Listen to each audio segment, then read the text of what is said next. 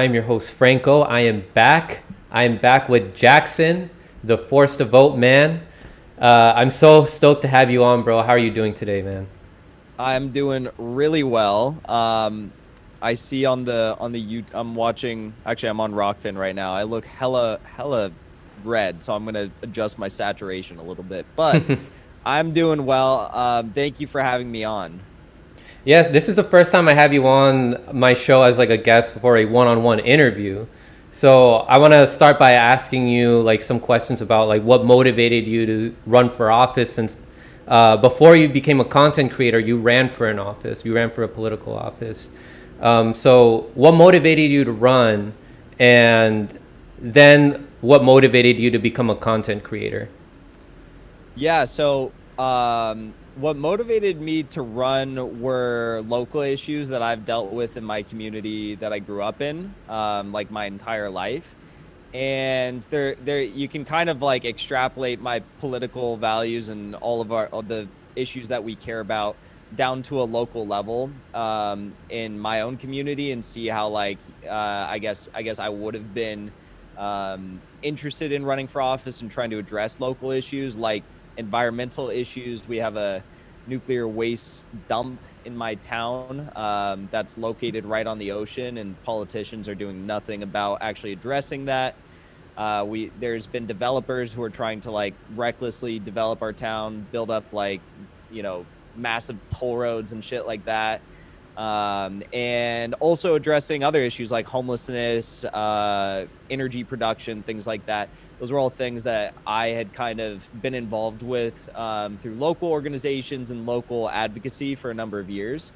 And when I was in high school, I was either like, well, I'm either going to go to college. It was at the end of senior year, and I was like, I'm either going to go to college and go like $70,000 into debt in my first year, or I'm going to run for office and do what I'm passionate about and try to serve my community and make these things better. And like we literally my entire life I'd never had a Democrat on or any political party or affiliation other than a Republican on our city council.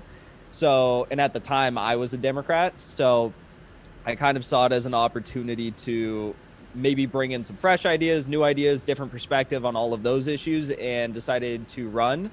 And then I ran again in 2019 and got really close. I got second place in that election. And after that election, and having built up like more, I guess, like institutional knowledge around politics and having followed politics for longer, I thought it would be a pretty cool thing to maybe start a YouTube show like this or a Rockfin show, content show about like all the national politics that we all follow.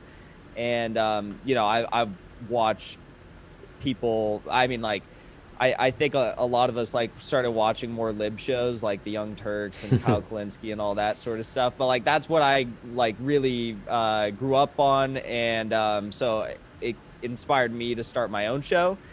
And since then, all of our work has really spiraled off into like a lot more. And I think it's been pushing a lot more boundaries, which has been really cool to see. So yeah, that's how I got my spark in all of this. But it's always been a pretty like deep-seated interest in environmental advocacy for me. That's what's been my biggest motivator. Yeah, it's cool that this also led us to like meet in person for a protest in DC, which you helped organize.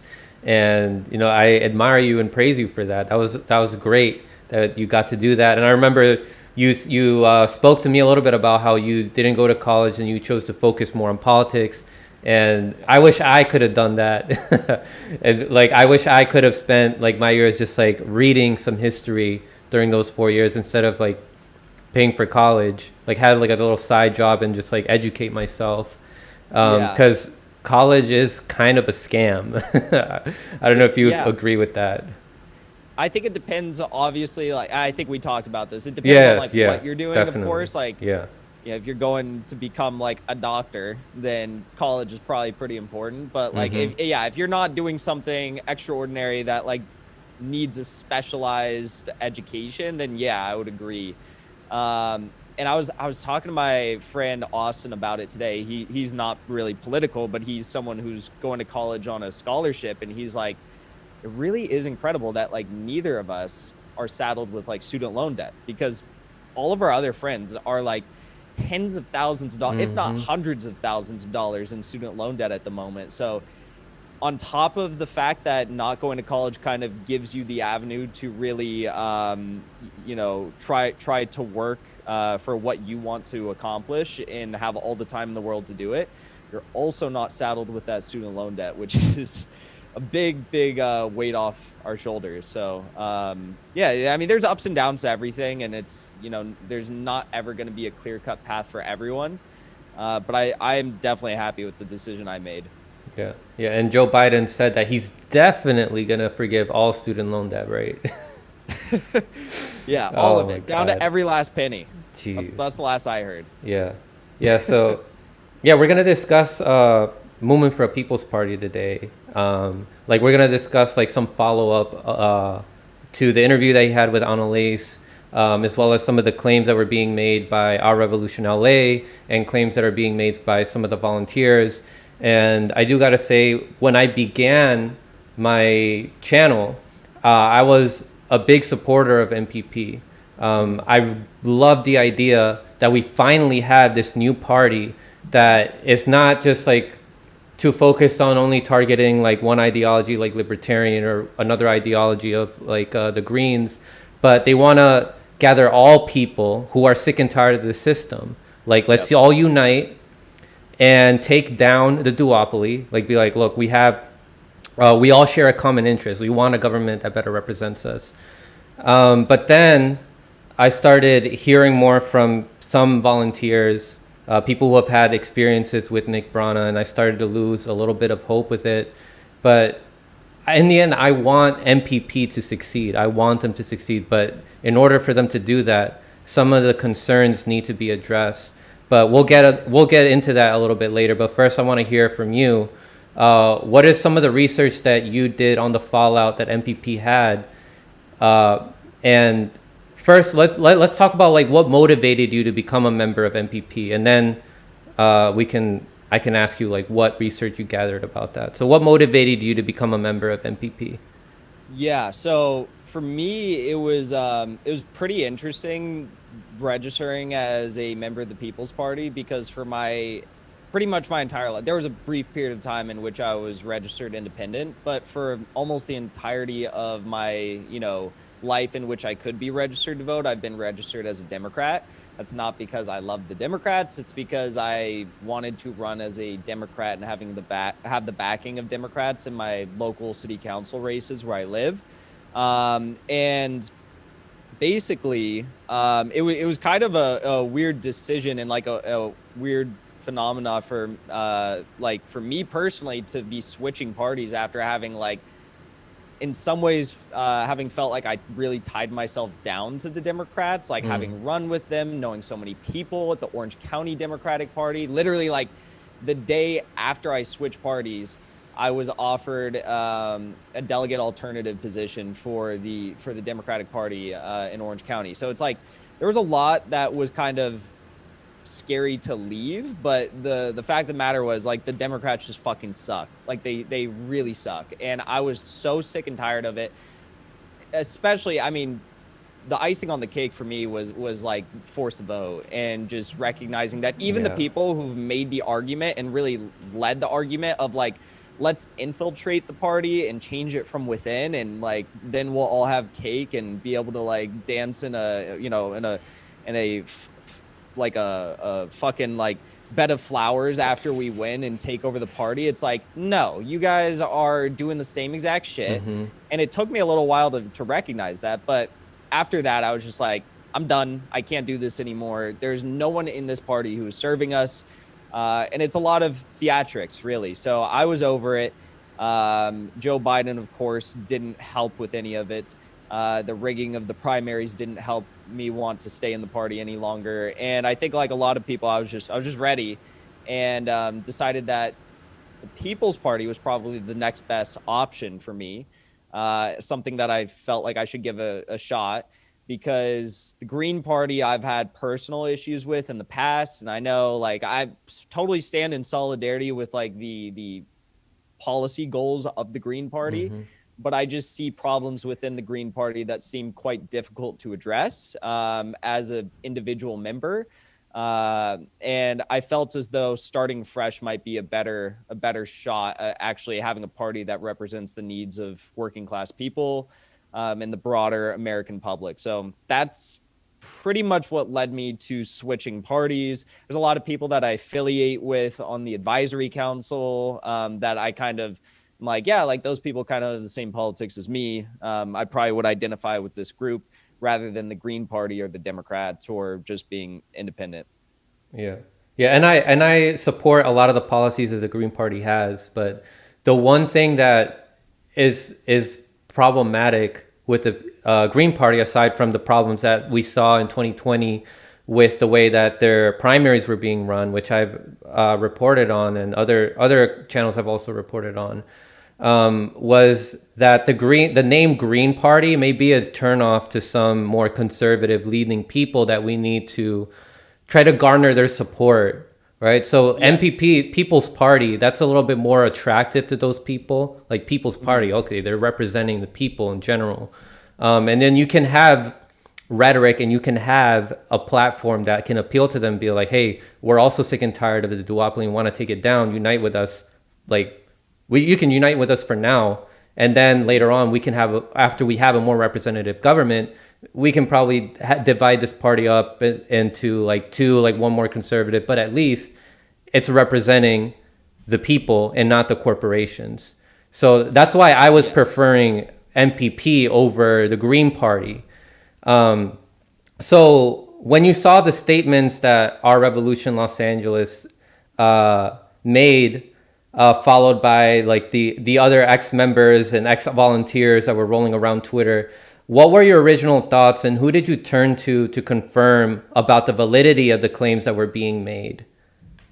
So my initial thought when I read the ORLA, which I we'll just abbreviate is Our Revolution Los Angeles for Yeah. everyone in the stream. When I originally read that letter that they put forward surrounding their disaffiliation with the People's Party, I was like, these are vague claims. These are very vague claims. Like, just being brutally honest, that was my opinion. I was like, this is very vague. This could either be very serious or it could be pretty silly accusations. And then I went to the actual volunteers that were announcing their disaffiliation with the People's Party on Twitter. And I was like, okay, these are pretty, I thought they were pretty serious things, like, to be honest. And I still do think that most of the issues that had been raised by the individual members were serious. And if they hadn't gone addressed, like, they definitely would have been bigger issues in my book. I just feel as though each issue that I've seen brought up has been addressed in one way or another. But I mean, there was like maybe one or two issues that were brought up, criticisms brought up by individual members, former members of the People's Party, that I was like, I don't know if that would really cause me to have a lot of concern about Is the it party the structure. masks with like MPP on Yeah. it? Like that, but that's not even what the letter was about. So I don't even really think that's worth talking about too much. But yeah, no, like I initially thought it was quite vague, but I think that was just due to the fact that it was like a single page letter or something. And then after reading the individual members' criticisms, I was like, okay, like, yes, these are things that are serious and if not addressed, are reason for concern. Yeah, so like which ones do you remember were like serious concerns? So lack of elected leadership was one that I thought was a serious concern. Lack of bylaws was a serious concern. There was treatment of volunteers, which boiled down to the issue of the regenerative culture circle issue. I think it's called. That was an issue that I thought was rather serious.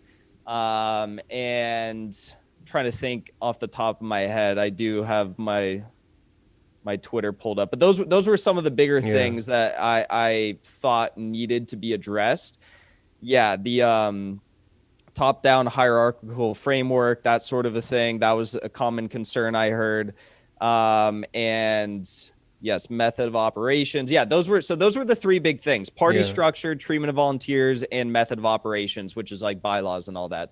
Yeah. Those were the three big serious things that I saw brought forward.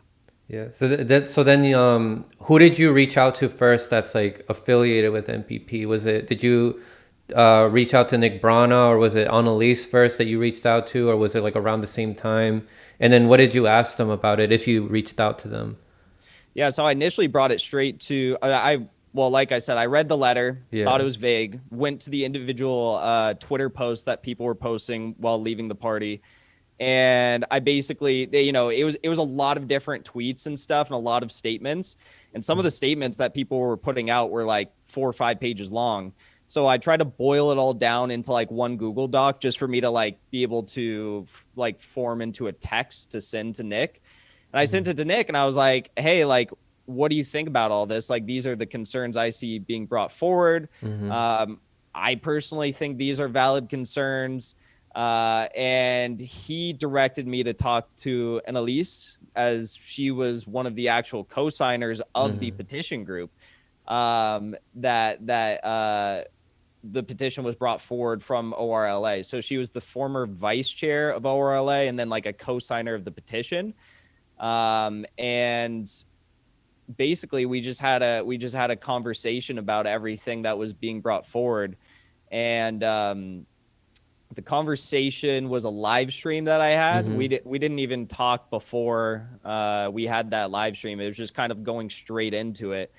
And once we had that live stream, there was some criticisms that people still had from that petition group, but like by and large, every single actual serious concern that had been brought up, and I had brought up to Nick and to Annalise, that Annalise had addressed in the live stream, was no longer being criticized by people within the petition group who were leaving the party. So there was still some like random people who were making like less serious concerns, but I think pretty much everything had been addressed thus far. Okay. So that was your first time meeting Annalise. Mm-hmm. Yeah. So Nick was like, "Hey, Annalise, trust this guy." Yeah. Just Yeah, okay. I think Nick probably pointed me towards Annalise because I'd only ever had like, I mean, I'd met Nick at the Force the Vote, Yeah. and he was supporter of Force the Vote. He was there. I think he was there like 2 days of Force the Vote out of the three. And then we saw him at the Assange action as well. He was there briefly, spoke a little bit there. And then I did a live stream with him once. So Mm. we didn't even know each other that well. But he directed me to Annalise, likely because she was the co-signer or a co-signer of the petition. I think there was like 60 in total. Yeah, and then he went on to discuss the issue with Lee Camp.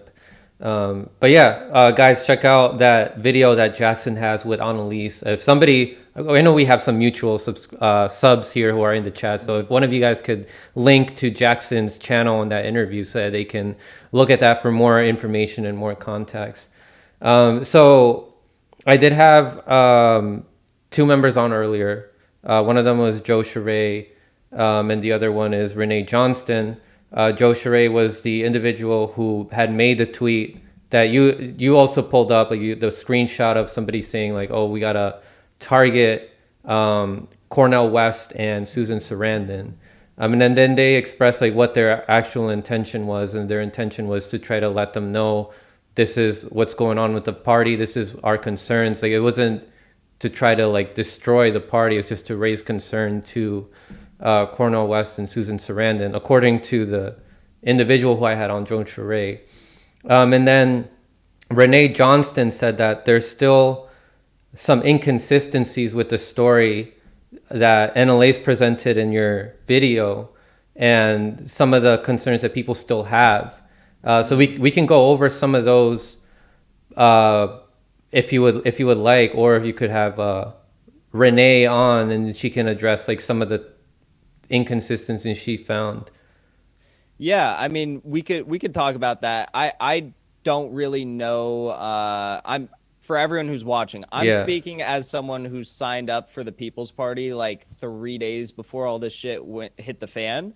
But again, like I just haven't seen. I mean, I know my Twitter's getting blown up with a bunch of the criticisms that are still being made.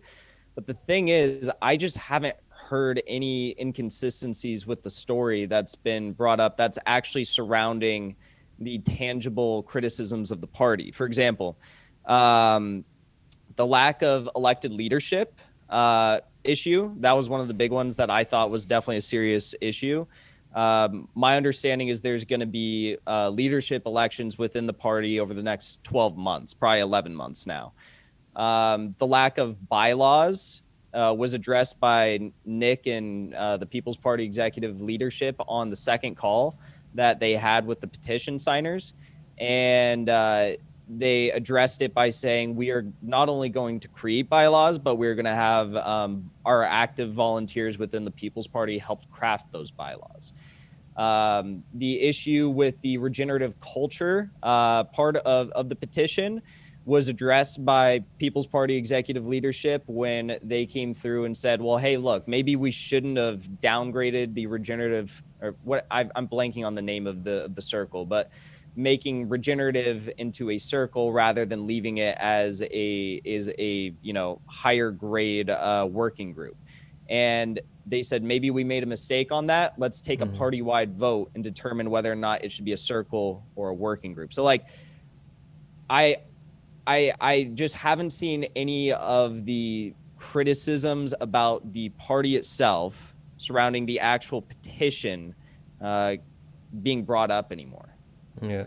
I'm just gonna. Are there any that you have from the conversations you've had with the members? Yeah, I'm just gonna run down what was said quickly. I know you're not, since you weren't like part of the like you're not like within the leadership of MPP, you weren't like in the conversations. There's not much that you can really say other than to be like, I don't know, like this is what Annalise said or whatever. But if you want, like you could have Renee on, but I will quickly like just read a little bit of what she said, and then you can share some of your thoughts on it. So she said that, so I have it up on the screen for everybody to see. So this is again, props to Skeptical Mantis, who's a contributor to the show, who wrote this in paragraph form, pretty much what Renee Johnston was saying. So, and then Renee confirmed that this is like accurate to what she was saying in her tweets. So Renee said that line number 1 was that Annalise claimed in a screenshot that the petitioners had not made national leadership aware of the purpose of the meeting beforehand. The implication is that the petitioners wanted to catch the leadership off guard. The implication is that the petitioners never really wanted their demand in the first place.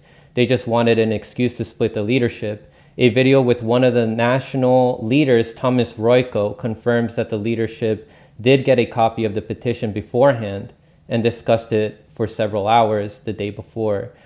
When Royko admits this, he gets really nervous and embarrassed as he realizes that the petitioners aren't supposed to know that they already discussed it in depth. The leadership had been playing dumb until then. So that's one of the 3.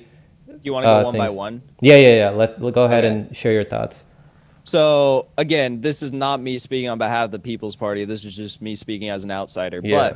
But what I take from that is basically, I mean, I just don't see how that impacts like the alleged lack of like addressing the actual criticisms that the petitioners are taking forward against the People's Party. It's like, even if that is an inconsistency in the story, which I'm not saying it is, because I haven't seen that video, I don't really know the context. I don't even know who that person is that they're referring to who said that in that video. But that, in my eyes, does not involve any of the actual legitimate concerns that are being brought forward against the People's Party. And the second thing about that claim is that there were actual issues brought forward in the petition that had been addressed already by the People's Party, but the petitioners weren't aware of that. So whether it was just like a lack of communication or a lack of like, fact digging on the petitioner end, it is what it is. It doesn't really matter to the larger story, but those two instances were one in which the petitioners claimed that there wasn't financial transparency on behalf of the party, and that they needed to develop some sort of a web page or publicly accessible financial transparency documents that would be updated for the party. And unbeknownst to the petitioners, that was actually already available on the People's Party website. Again, that might have just been like a lack of communication, whatever, but like that was one thing. And then the second thing was the petitioners claimed that there needed to be, I think it was a financial working group is what they termed it in the petition. And in the call that they had with People's Party leadership actually brought on the financial working group of the People's Party to that call and introduced them to the petition signers, because there was already a financial working group that I guess they just were not aware of. So there was already some of the issues being brought forward were non-issues. And maybe that was a lack of communication between the party and the petition signers. But I don't really see the need to continue bringing that up if it's already been addressed and they're non-issues. Okay. And that's the information that you gathered from Annalise and from just from her, from who else? That's from Annalise, but again, I haven't had any single petition signer, any critique or criticizer, I guess, of the party come out and say that that's incorrect. And I figured by now that probably would have happened if it was incorrect information. Okay. All right, let's go over the second one. The second point that was brought up was Annalise claimed on Jackson Hinkle's show that the petitioners were demanding a financial working group, which already existed at the time. This was supposed to be evidence that the petitioners were either uninformed or just being unreasonable. The text of the petition, which was never presented on Jackson's show, did not ask for a financial working group. They asked for, quote, financial transparency with periodic, detailed financial reports published. Annalise claimed that when petition was presented, MPP leadership put petitioners in touch with a financial working group. Renee claims that the existence of the group wasn't known at the time anyway, but it didn't actually address their demand because that's not what they were asking for. Annalise repeated this over and over on Jackson's show, and he concluded the petitioners should be embarrassed for making a fuss over something that already existed. So what are your thoughts on that one? Leave that up on the screen for a second because I'm reading through it again. But so they asked for financial transparency. Also, I feel like this may have been easier to, I think it disappeared. Oh, thanks. Yeah. I think this may have been easier to hash out had the petitioners made the petition public, but that still has never been done. But I mean, they wanted financial transparency with periodic detailed financial reports published. So my understanding is the reports are on the website and that is updated semi-regularly. Okay. So I mean, do they want them like handed to the petitioners on a weekly basis? Or like, I guess if you're going to make a vague claim like that and then say that a web page isn't good enough, then maybe you should be more specific about how you would like those financial documents prepared, on what basis you would like them presented to the petitioners or to the party as a whole. But if the People's Party thought that the webpage was sufficient and that having a financial working group was sufficient, then that should be enough unless the petitioners are making a direct claim as to what they want. Now, in this lie number 2 here that is listed, we didn't only address the financial working group. On our interview and in my video, we address the fact that there is a web page directly for financial documents and financial reports on the People's Party website.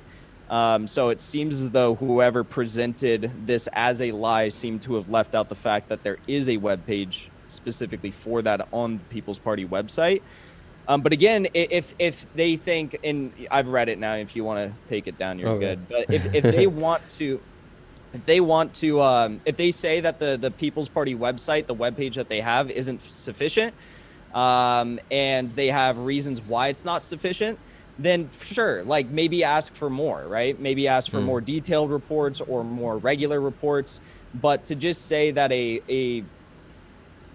mean, they in that document, it basically said that we only addressed the financial working group part of the story, whereas we did address the fact that there's a web page directly for the reports. Okay.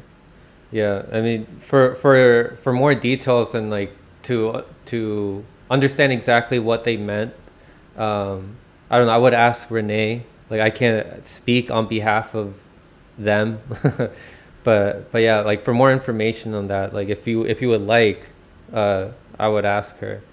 Um, so yeah, let's go over the third one.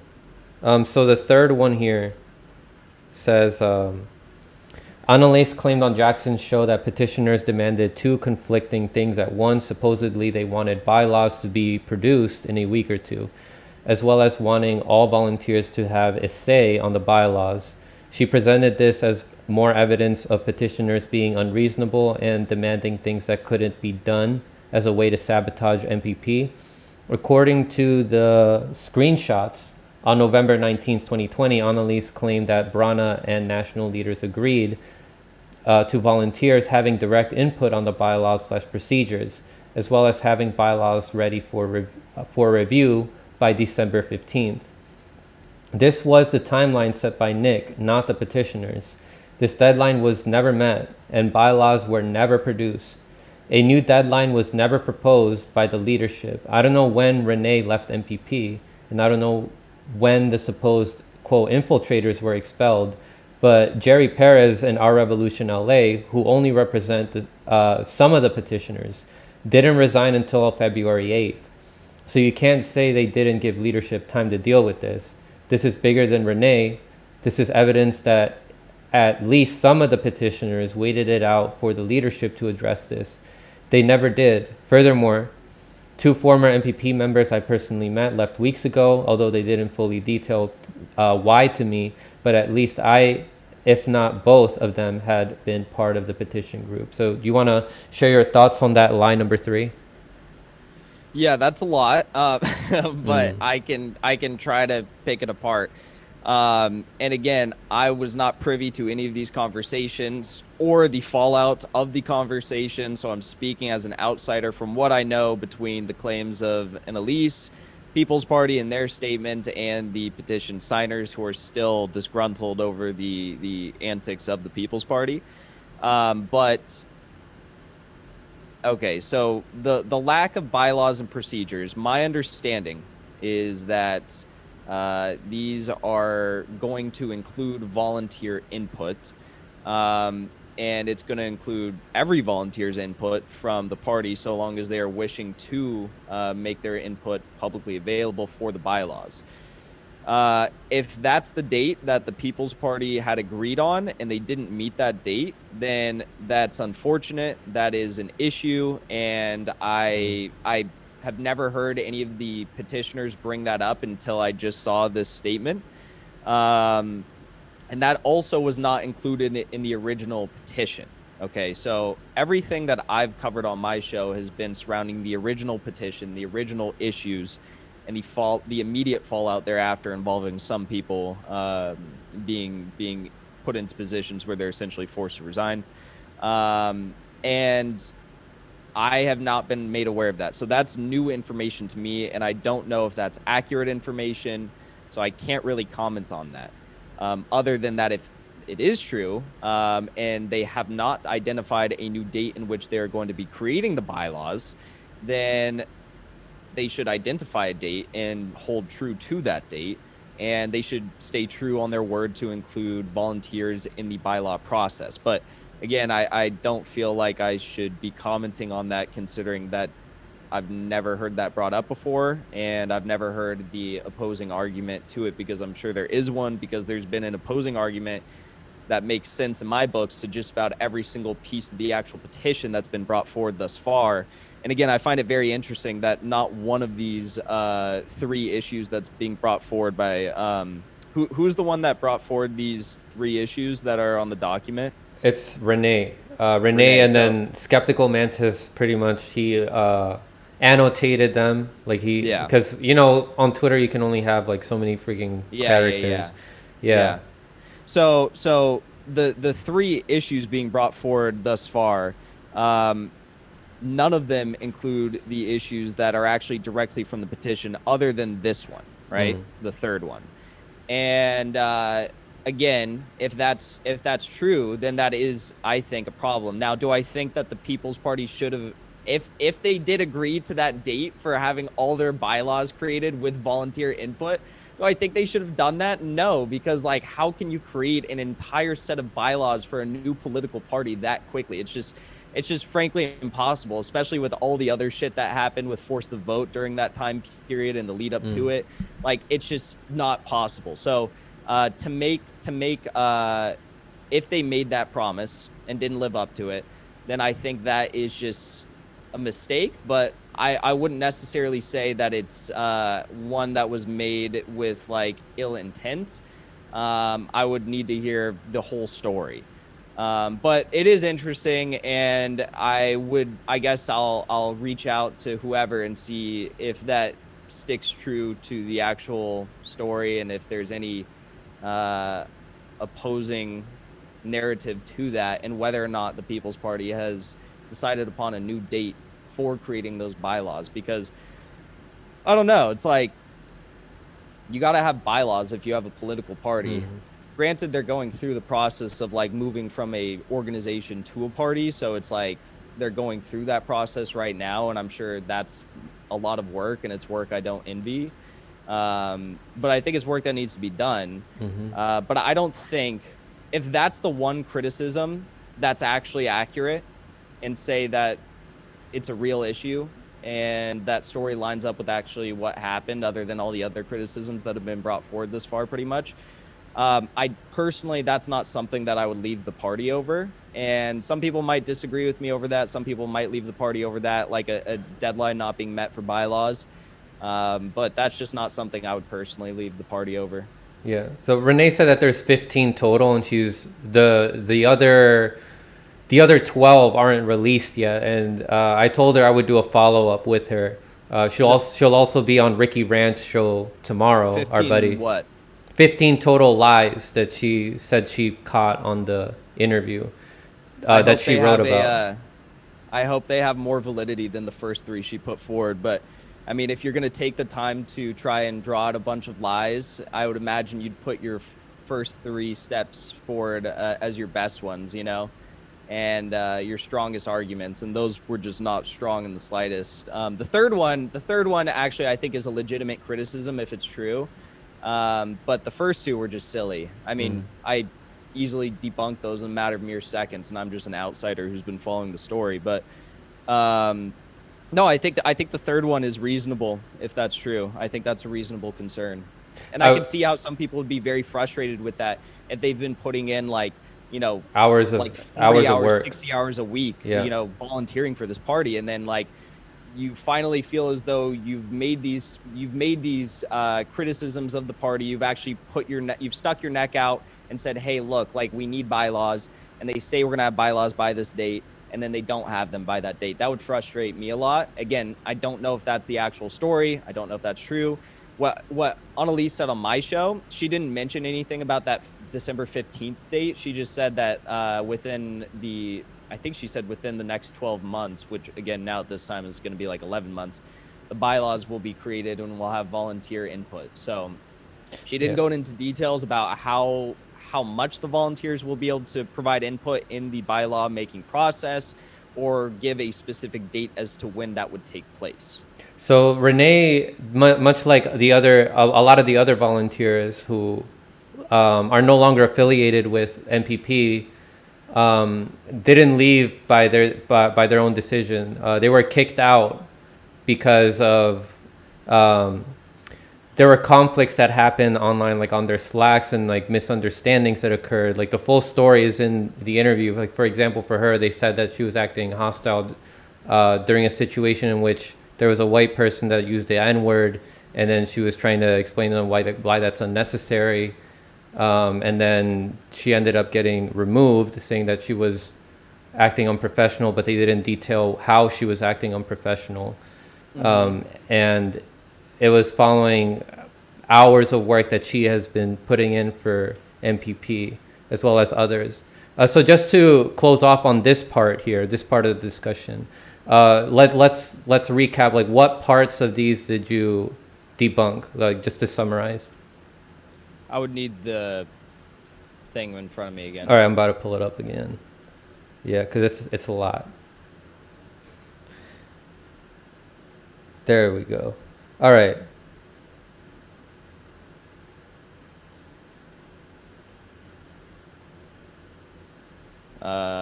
Okay, there it is.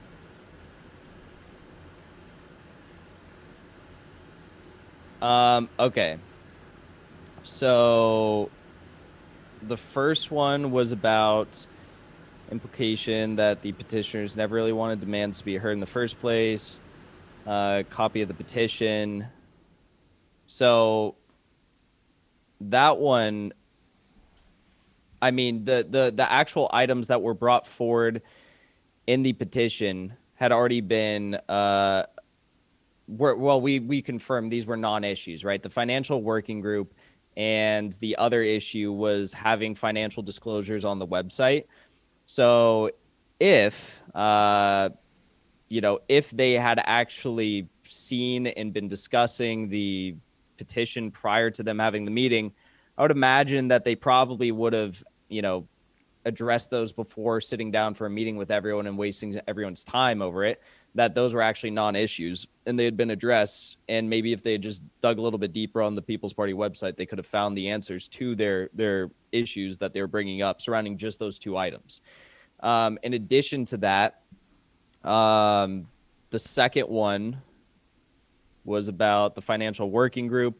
Yeah, I mean, Renee talks a lot about the financial working group and how that was the only thing we talked about. But we talked a lot about the fact that there is a webpage on the People's Party website about financial disclosures and reports. So I don't know if she missed that part of the video, missed that part of the interview, but we did address that multiple times in there. And then the third thing I think is valid. I think is a valid criticism if that's true. So I don't have anything to say about the third one. Okay, so there's a website. You said there's a website that expresses the financial transparency in periodic detailed financial reports that are published. My understanding is there was a phrased as a financial updates page on their website. It's not its own website, but it's a page on the People's Party website. Okay. And what kinds of documents are put in there? Things like where money is coming from, where it's going to, and like budgetary issues, like where money is being addressed. Okay. And is there is there any tax forms that are released there by like leadership in MPP? Well, given that there hasn't even been a tax year in which MPP has been able to file and have tax returns back for yet, I would imagine that they don't have any tax returns on their website. Okay. But again, these are things that if the petitioners want to have on the website, they should make those criticisms up front rather than just vaguely saying that we want a financial updates page on the website. And then unbeknownst to them, that was already there. Maybe not in enough detail for them, for their likings, but it was already there. Okay. All right. So someone in my chat told me to repeat something somebody said, but I don't know where it is.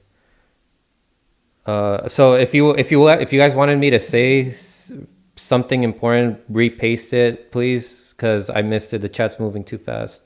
But all right. So let's move on to the next questions here. All right. So we closed off here on the 3 lies that Renee brought up. I hesitate to call them lies. So Annalise was saying that there were smears that people were spreading, and then you also said that there were smears. What exactly are you guys saying are smears?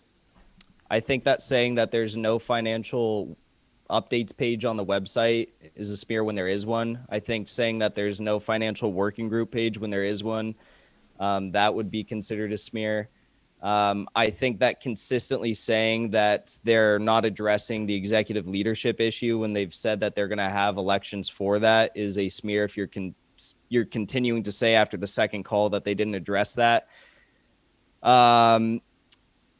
I think that even after the first call that they had, when they said that they didn't address the fact that there were those two non-issues, and leadership of the petition group went back to the petition group and said that those weren't being addressed, like, I think that's a smear.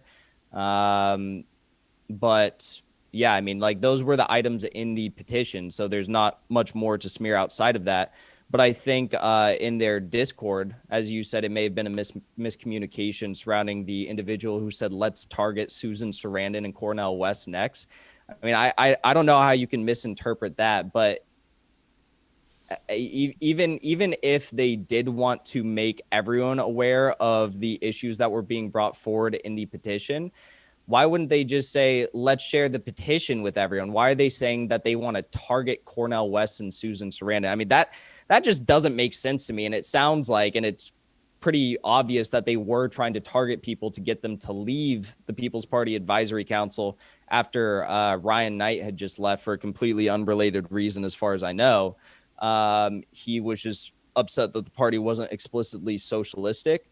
So why is it that rather than just going to the whole advisory council and presenting the petition to them, and maybe if they had issues still that weren't being addressed in the petition, such as the one with the bylaws not being created by a certain date, like, why wouldn't they just bring that to everyone rather than saying in a Discord that they want to target Cornel West and Susan Sarandon? I mean, that's right there is a smear directed towards, I guess, anyone who has legitimate grievances, because why would you take legitimate grievances and weaponize them into attack against Cornel West and Susan Sarandon?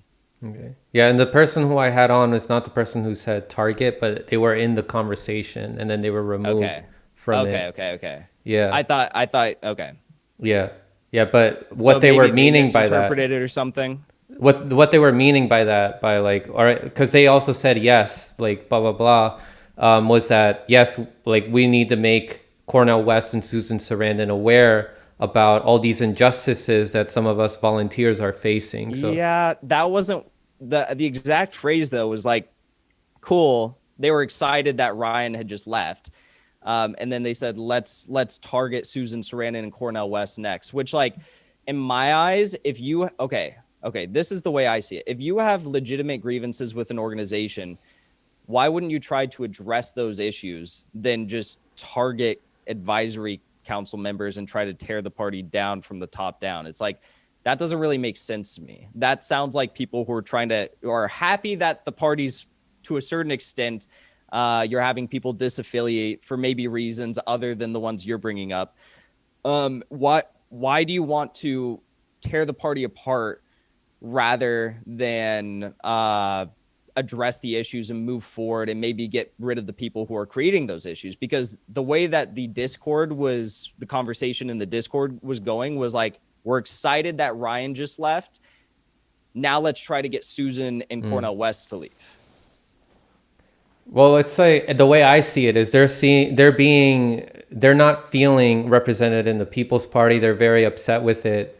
It's like if people were in the Democratic Party and we see someone, like, for example, I don't know, a situation that happened, like Tulsi stepping down and endorsing Bernie Sanders. But let's create a more realistic scenario. Let's say that AOC or another squad member sees the light and sees that, okay, the Democratic Party is not really representing progressives or the people, so I'm a step down. So it's like saying, all right, AOC left the Democratic Party. God, I hope something like that happens. But let's say that happens, and then they're like, all right, let's quote target, or let's get, like, I don't know, Jamal Bowman and Ilhan Omar to also see the light, see the abuse that's happening with the Democratic Party, and also leave. I'm just speaking of it in terms of like their perspective of how they see it. No. I hear you. But like that is a little bit different. That is a little bit different because like what people in the in the petition group Discord were trying to do is not necessarily like, I guess, continue to address the issues within the People's Party, but to just like let it all implode, I guess, which is a little bit different. Like, I'm sure if you were to get like Jamal Bowman and AOC out of the Democratic Party, like the goal would be to like, I don't know, like maybe like start something new or who knows what. But like, there's no real goal with the people who are trying to lead or get people to leave the People's Party other than to just destroy it from the inside. But the difference between the People's Party and the Democratic Party is that the Democratic Party is like this massive institution that has no chance of being saved. I think that the People's Party obviously has a chance of being saved. And I think the petitioners would likely agree, those who were completely serious in their grievances that were being brought forward, because why would they bring grievances forward if they didn't think that they could be addressed? And why would you no longer continue to try and actually address those grievances if you still didn't feel like they were being addressed, rather than just like trying to target people to leave the party? Yeah. I hope a lot of these issues do get fixed where people aren't upset anymore. But the way that I'm seeing it and how they're seeing it, the way I'm seeing them seeing it, is that they want people to leave because they don't see it as a viable option for any success in actually taking down the Democratic establishment or the Republican establishment, taking down the duopoly. They don't think that it's possible with MPP, and they want people to realize that. And so even though there's no other option right now in terms of electoral politics, they want people to leave MPP and see that there's like, I don't know, another way. We don't have another way in electoral politics right now, but let's focus on, another way that we can challenge the duopoly, whether it be in activism. Yeah, go ahead. My question would be, and that's fine if people feel like that, but my question would be, what makes them feel like that? If every single issue, with the exception of maybe one, if Renee's statement is true and that third lie that she put forward, why is the creation of bylaws by a certain date when this party is literally just starting and you're trying to get every single volunteer's input on the creation of those bylaws? How is that, and maybe it is for some people, but how is that give you reason to not only leave the party, but destroy it for everyone else who's willing to stick around and, make this the best shot that we have to having a party that actually represents our interests?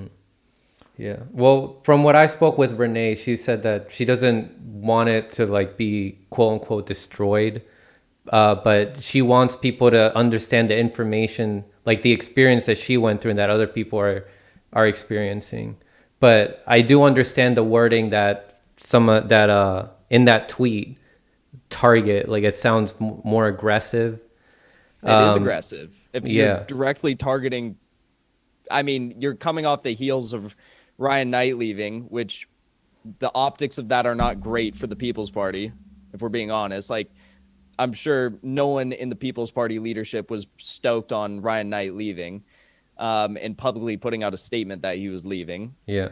But their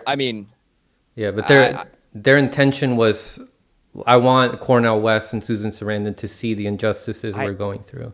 I think that's just a story that they're using to cover up what they're doing, because if they wanted people to see what they were going through, then they would have shared the petition with all the members of the advisory council, rather than say, we want to target Cornel West and Susan Sarandon. Target, not share our petition with them. Yeah. All right. So here is, oh man, I missed it. It was Mona who shared the comment that they wanted me to read. Let me see if I can find it again. It was about, where is it? Okay. Mona said it was about financial transparency. Where does our money go? Who makes these decisions, etc. So that was a question by Lisa. I cannot answer that. I'm not a member of the People's Party. I don't know how it works. I just know that there's a financial working group, and I know that there are financial disclosures on a web page on their website. I don't know who controls the levers of where the money goes. I don't know if that's going to change when the party structure is fully fleshed out and you have elected leadership. Those are questions that I guess you guys can ask on Elise, and you guys can ask Nick. And I think those are good questions to ask. I don't disagree that that's like a silly question. I think that's a legitimate question to ask. And I think that's a question that like should be asked of any party or any organization or any, group, Sunrise Movement, Extinction Rebellion, any group should have those questions being asked. So I stand with you in those questions. And the only thing I guess I'll say on it is that there are those two things that I've been made aware of. So I'm sure Renee could probably share with you all the webpage that has the financial disclosures, as that was made available to her. Yeah. And again, both Jackson and I are speaking as outsiders. I would love to host like an event where I can have Renee and Annalise or Nick Brana even to discuss this situation here and try to, make amends and fix things. Like we want a party that is truly representative of the people. Yeah. I think that'd be good. Yeah. I'm just not going to have all the answers for you guys. Yeah. Because I'm an outsider. I literally just joined the party. I've never volunteered for the party. I respect all the people who have been putting in time, and I respect the grievances of people who've been coming out and having issues with it, especially those who've been putting in like 40, 60 hours a week for the party. So, what do you think MPP is right now? And do you see anything that could make it better? Like, is there anything that you would like to see improved in Movement for a People's Party? I think that they need to stay true to the deadlines and the promises that they make first and foremost. And if that hasn't been done thus far, then that should be amended. The party's not explicitly socialist, and I think that's a good thing. That's one of the things I think I like about it, is that it does open up the door for other people to join in if they don't see themselves as being a socialist. I think that moving forward, I guess, as they continue to flesh out their policies that they are going to be pushing for, I think, there needs to be an explicit support for freeing Julian Assange and providing protection for Edward Snowden. And I know that's been something that's been addressed by people who've had issues over that not being addressed fully by the People's Party in the past.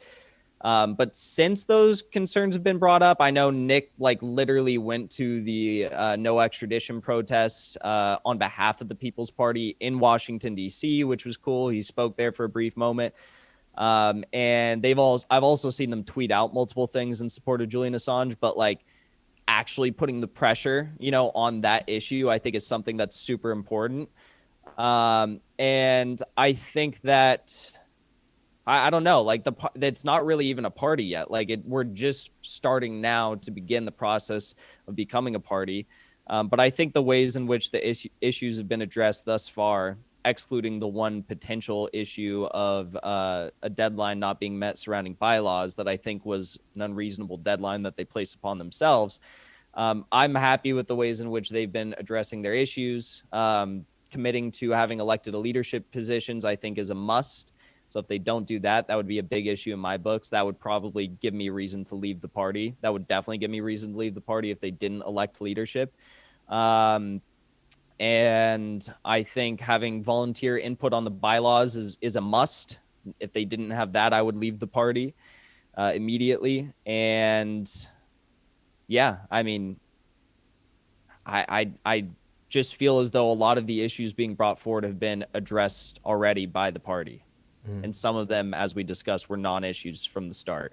Yeah, and sometimes, if they're not being supportive enough on some issues, or if they need to improve on some issues, they do need to receive pressure, just like we put pressure on politicians to improve on issues. So I would ask the volunteers to keep, if you're still a part of MPP, or even if you left, if you're still not happy with MPP and what they're doing right now, you can keep putting pressure on them. If they're still not doing the things that you think they're not doing, keep putting pressure on them so that they can improve on those issues. Yeah. And I think something that I agreed with you and Annalise in the video you guys made is that people sometimes don't realize that they are more socialist than they actually are. Like Yeah. a lot of conservatives. So MPP can be socialist without people knowing that they're socialists, right? Without Yeah. labeling it a socialist party. Like people, a lot of conservatives would agree. Like for example, taking down the duopoly right now, that's being revolutionary. You're challenging power, and that is a leftist position. And a lot of Yeah. conservatives don't recognize it as a leftist position. Yeah, I think it's really interesting because like you have so many people that will call themselves leftists and say like I'm not a socialist, but then agree with socialists on like 99% of the issues that are taken up in American political dialogue today. But like there are differences between being like a general leftist and being a socialist. But when it comes to building like a political movement in the United States, like unfortunately there just isn't a lot of discussion being had around like collective ownership of businesses quite yet. But that's something that I hope socialists can push for within the People's Party.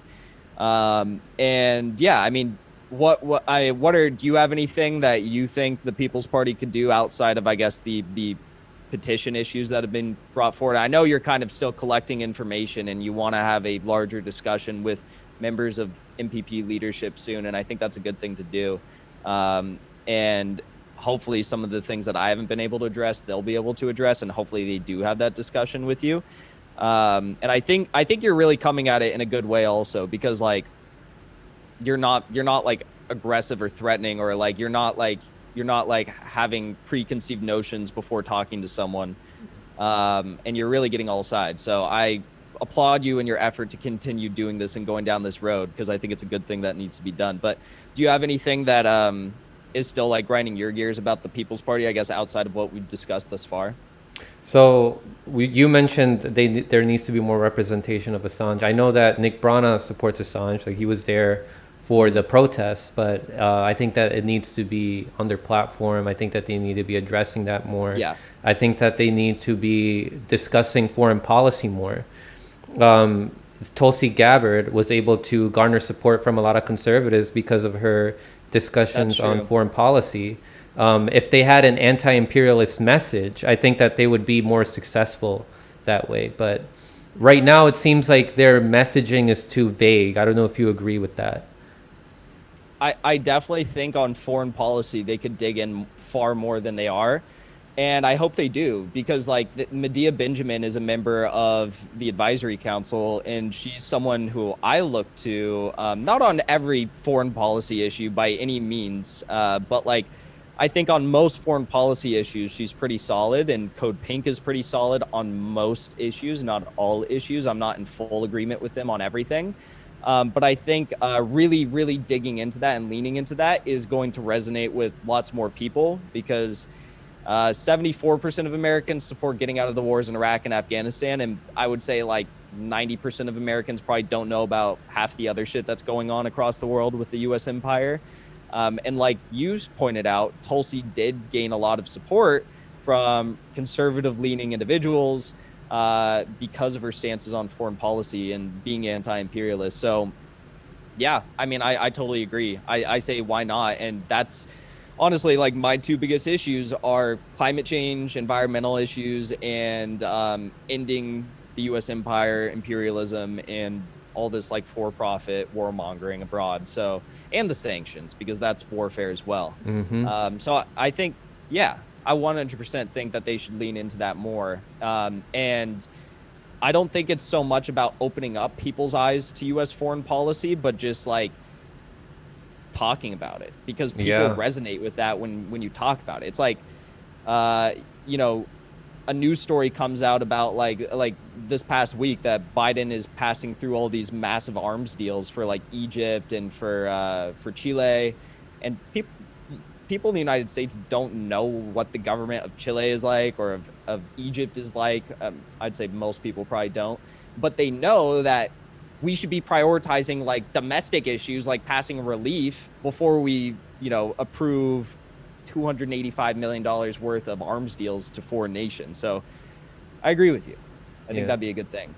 One critique I will give, not MPP directly, but some of the people who have endorsed MPP who are promoting it, which I understand. Like, I understand because I also felt the need that we really need a third party that is going to take down the duopoly. But like, critiques need to be addressed, and I think that Jimmy Dore, Lee Camp, for all that I love them and admire the work that they do, they don't do enough critique on MPP.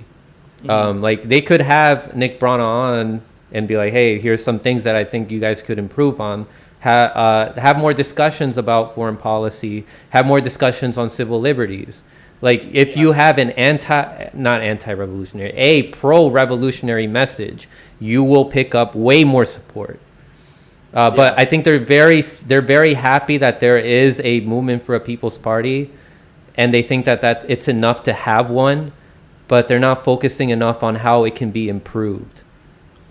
Yeah, I didn't watch Lee's conversation with Nick yet, but I agree with you, and that's something I can do as well. I mean, I've only had on Nick on my show once, like I mentioned, and I've only met him like 2 times in DC. But I think that's something that, I mean, hopefully he'd be down for, and hopefully you'll have the opportunity to do and also serve as that type of a voice. But yeah, I mean, the only way that we can improve these systems is if we like actually challenge them and work to improve them. That's why I was so frustrated when I saw people who were just like, let's target Cornel West and Susan Sarandon, because I don't think that's the way to go about addressing these issues.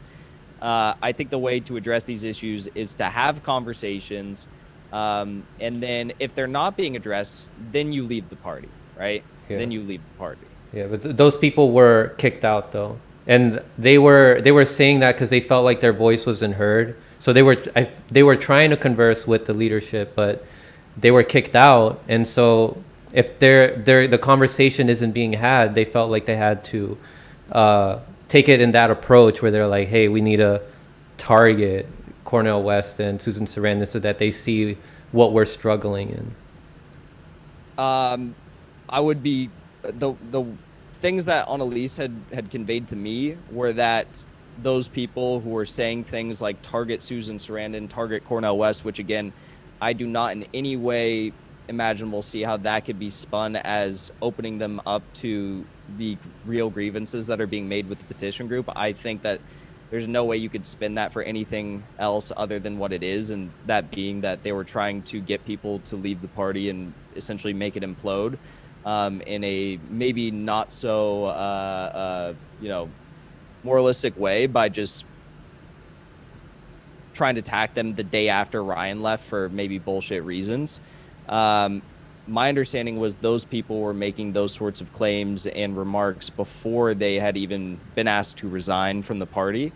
And it was surrounding things that they were saying, such as like, let's get people to leave the party. Let's get people to leave the party and join this petition Discord, and leave the People's Party Discord. So, I mean, if you have a political movement and there's active people in it who maybe shouldn't be deemed as infiltrators, which is what some people have called them, maybe they don't belong in the People's Party Discord anymore. Maybe they shouldn't have a volunteer position for the People's Party if they're actively working to get people to leave the People's Party. Like, I think they were trying to tell people to leave as like a message. Like, they're not hearing us out right now, so let's have people leave. Like, it's like saying let's leave the Democratic Party until they notice like we're not supporting the Democratic Party, until they start listening to us.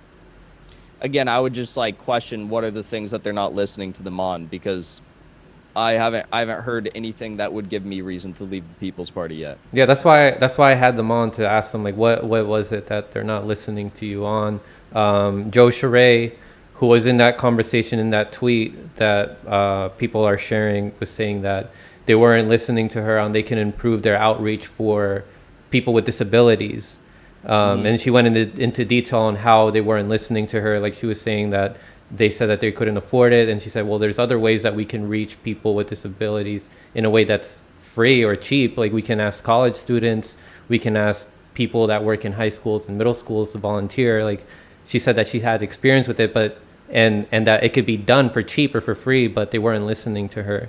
And that's just one example. Like there's other people that have shared their experiences. So is that in the petition? In the petition, I'd have to look over it again, My but we understanding could. is that like it wasn't. So In terms of see. the representation of the party, so let me pull up like what was in it. I know that there was like transparency. It wasn't. They were saying it wasn't democratic. Um, where is it? Uh, And I guess while you're looking that up, yeah, my understanding is that that was not explicitly included in the petition. But that my specific question, example. Yeah, my question would be like, is there a reason why that's not being done yet? Does the People's Party not have the resources to actively do outreach to specifically disabled communities, or are they trying to have a broad outreach program right now? Like, you see how there's just like there might be other reasons why that we might not be privy to as to why they're maybe not directly moving forward on that right now. yeah. And again, that's one of the reasons why I think it would be good if Nick or leadership of the People's Party maybe address some of these newer concerns that are being brought forward that weren't initially considered in the petition or explicitly stated in the petition, because I haven't even heard that yet. And from all of What, the the Twitter specific threads, example, or the volunteers not being listened to when they want to offer help? so the three big things in the petition were a It's lack of leadership, transparency, transparency, and method of democracy, operations. transparency, democracy, organizing and efficacy, authenticity, accountability, and then the last thing was recommendations, like what they can improve and what they can do to get people who left back in. Aside from the people who left not because it was their decision, but because they were kicked out. But that's what was in it: transparency, democracy, organizing and efficacy, authenticity, accountability, and recommendations.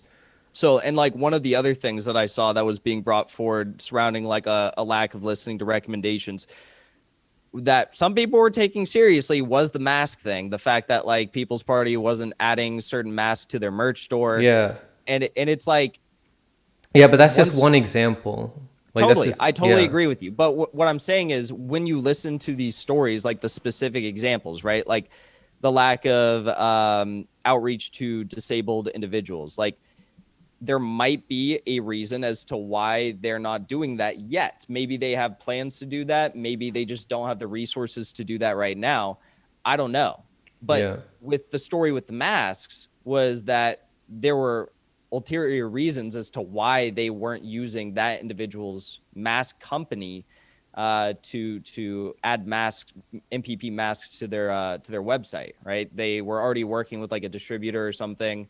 And that individual was frustrated because they weren't willing to like allocate or say that they would allocate a certain amount of funds to the mask. So it's like there might be things that we're not aware of. And as more criticisms come forward surrounding the People's Party, that will be an active discussion that has to be had. But Yeah, like that's I true. said, We got to look that at wasn't the even included in the actual petition. Yeah, we got to look at the full picture. That's right. That's something that I've said before. Like sometimes like we're not seeing like what the other side is saying. Like for example, like we don't know the full picture. Like this volunteer is upset, but we're not seeing like if the party actually put in the work to try to address that. And then there's some things that we're not seeing for why it was impossible.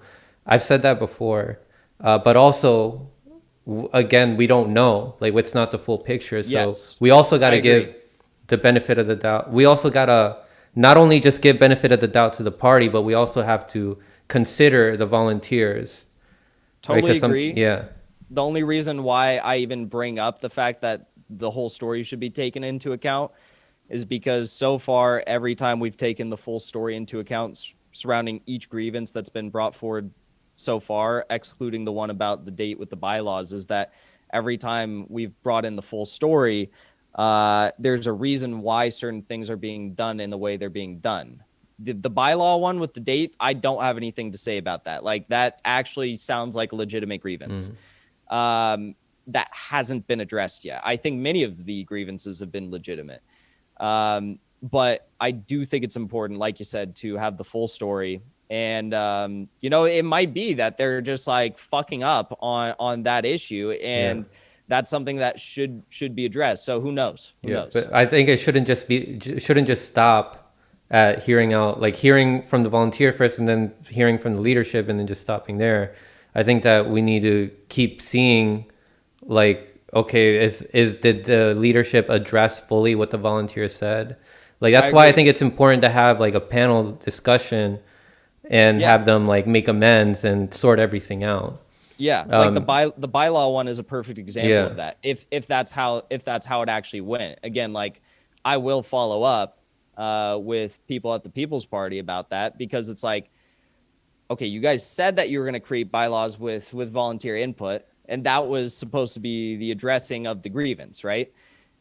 Well, you didn't do it by the date that these people are alleging that you were supposed to have it done by. So what's good, you know? And that's a perfect example of that. That being said, there haven't been examples like that brought forward about any of the other issues that are legitimate. yeah.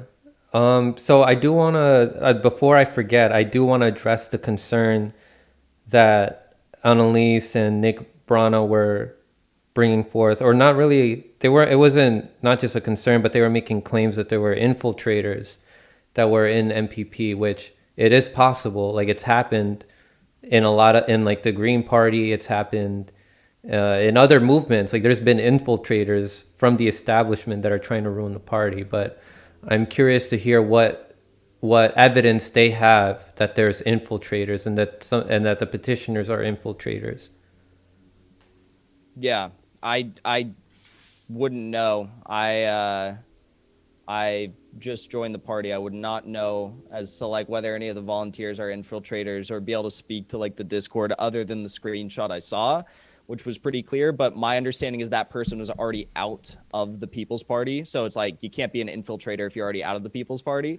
So I don't know about that. That's something that you'd have to ask them. Yeah, but that's reason to suspect, but it's not like definitive evidence that they're infiltrators. Like, we'd have to see, okay, yeah, they worked with the Democratic Party before, they worked with this organization before, so they infiltrated. So that's just, to me, No, I'm if saying the that, person was not an infiltrator. If they're saying oh, those things once they're out of the group, okay, then they're not an infiltrator. yeah.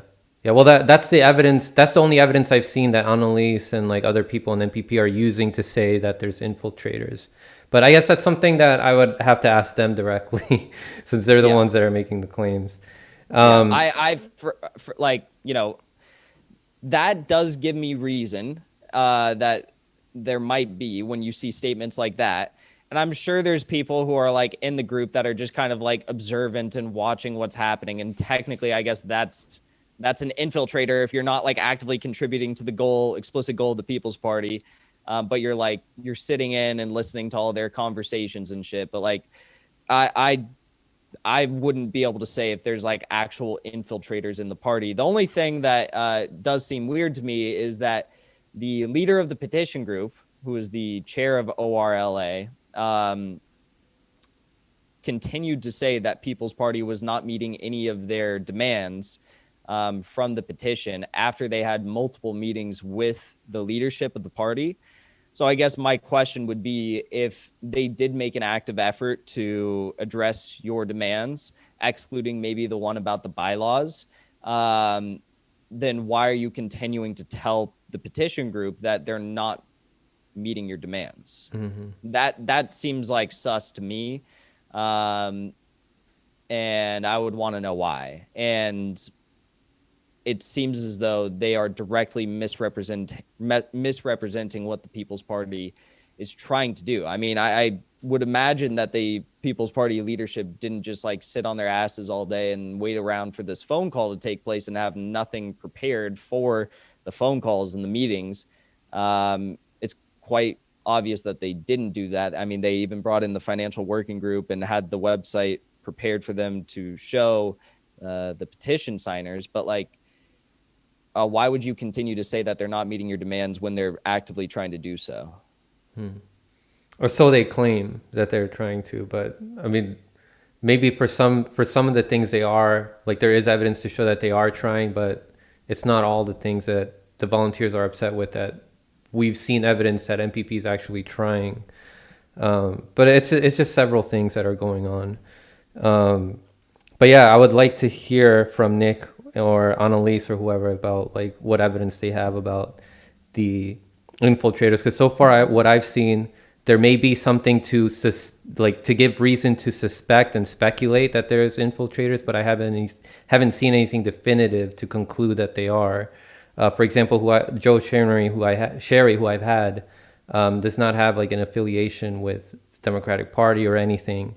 Neither does Renee. Neither does, from what I've seen, anybody who they've been calling an infiltrator. Yeah. But yeah, I don't think that necessarily means that you're an infiltrator either. Like, you can have, I mean, dude, I like ran as a Democrat twice, and like, I don't think anyone's labeling me as an infiltrator. I think quite the contrary. You're an People are probably labeling infiltrator, me as a Jackson. simp or something to the party. But like, you know what I'm saying? It's like, Yeah. just because I think people can evolve. Clearly, I've evolved on my opinions and beliefs and who I affiliate with over the years. Yeah. So it's like, I think if someone's making the accusation that someone else is an infiltrator just because they're, former DNC specialist or something, or analyst or something like that, or that's not enough for me to actually call someone an infiltrator. Yeah, great point. Yeah. Yeah, the last thing I will say, since we were talking earlier about things that I think that MPP could improve on, I think that they should do more of what they did a little bit of for Force to Vote in working with activists. I think that that's something that's really important. And the final question I will ask you is, do you think it's more important to prioritize on electoral politics or in activism? Which one do you think is more important to prioritize on? That's an interesting question. I happen to be of the belief that electoral politics is still, a possible avenue for leftist success in the United States. But that's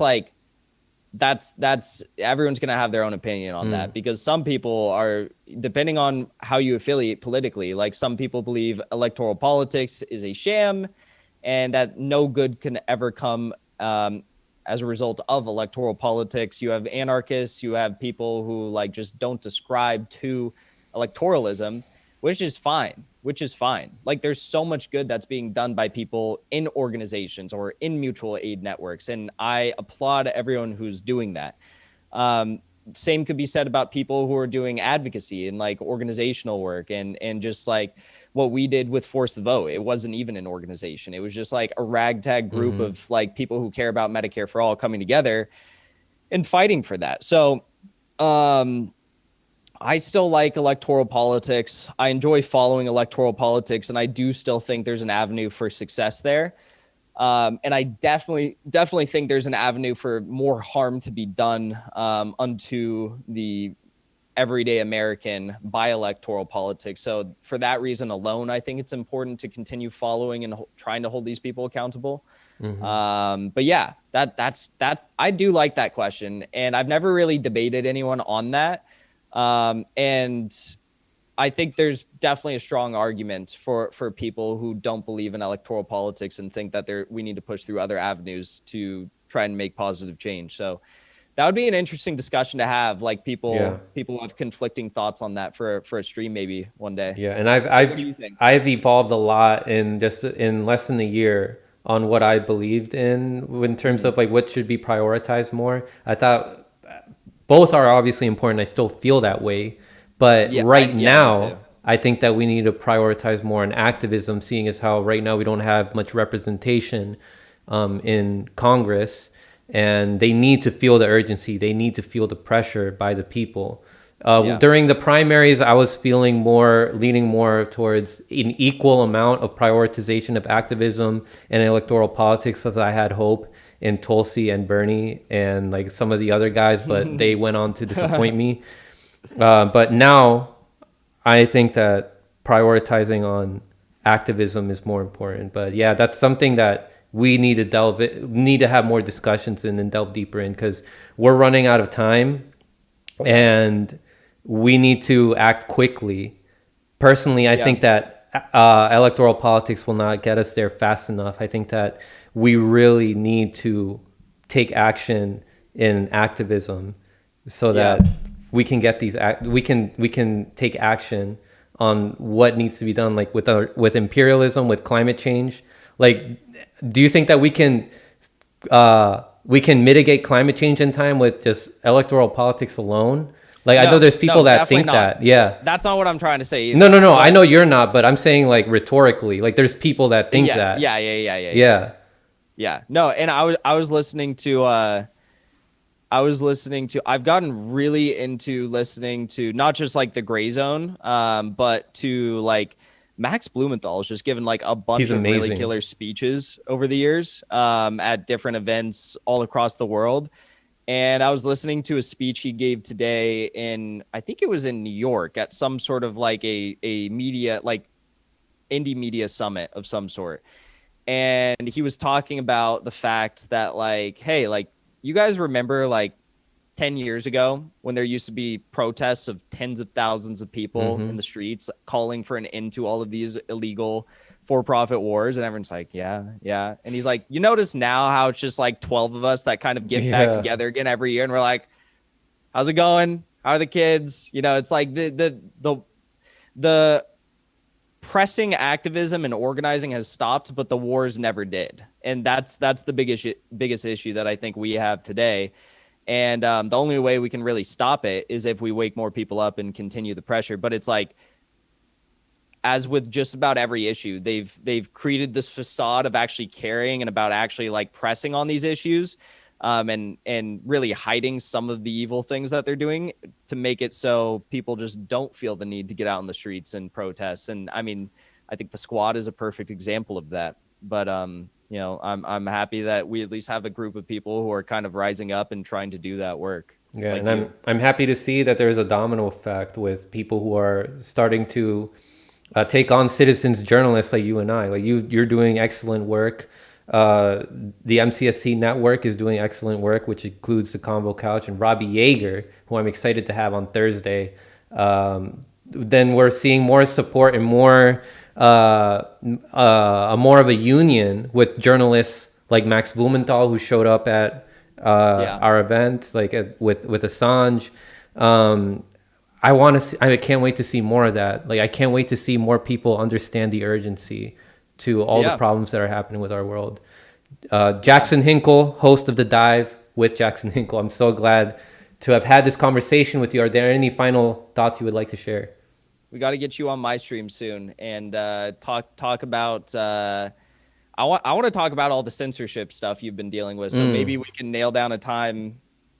Maybe next week or something. Let's make it happen, man. Yeah, I'm pretty free next week. I have just 2 things planned, but yeah, like we should definitely do that. But yeah, man, I appreciate you coming on, and to help clear up some of the thoughts that you had about this situation. Hopefully things improve. I will say, people, you all heard it here. I want Nick Brana and/or Annalise on my show to be on a panel with these volunteers, ex-volunteers who are upset, so that there could be amends made and so things can be cleared up. And I second that. Yeah. Jackson seconds that. We can have one on my show, we can have one on his show, or we can have like a collab thing going on. But yeah, Jackson, thanks again for coming on. Everybody else, go follow Jackson, subscribe to his channel, and subscribe to us on Rockfin also. There's a lot of unfair treatment that YouTube is doing on their content creators, including myself. I am no longer monetized. So the best way you can support me is on Rockfin. Links to my PayPal, Patreon, and everything is in the description. Join my Discord, join Jackson's Discord, join Richard Medhurst and all these other content creators' Discord. Facts. So we can have a union of people who are sharing information with each other. That's how we build movements online, which later translates on the ground. And that's all I have for you people. Stay informed and take care, everybody.